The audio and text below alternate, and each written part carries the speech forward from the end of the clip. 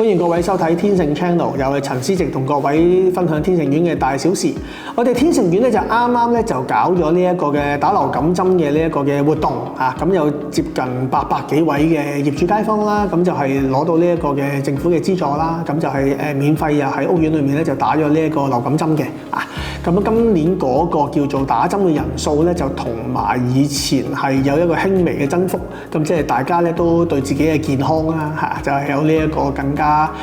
深入嘅呢一個嘅認識啦，同埋係呢個保護嘅啊。咁我哋呢個打流感針嘅呢一個活動咧，我哋係會一年係會做2次嘅，以後都會春秋二季咁樣做噶啦嚇。咁如果各位係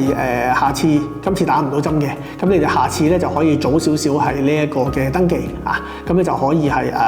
享受到呢一個嘅政府資助嘅呢一個嘅流感針免疫針嘅呢個服務啊。另一方面咧，就係我哋今次呢一個嘅流感針啦，咁我哋就係新增咗呢個 QR Code 嘅呢一個嘅登記嘅啊，咁係呼應翻咧我哋將會推出嘅呢一個嘅天盛苑嘅 App 啦嚇，咁咧就係大家係盡快係呢一個叫做適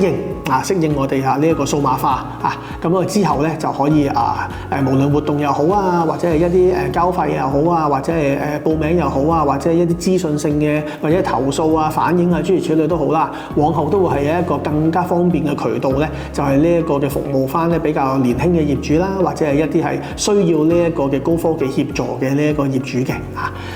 希望咧大家咧就係呢一個身體健康，同埋以後咧就係我哋個工作咧就越嚟越呢個順利同埋呢個簡便。多謝各位。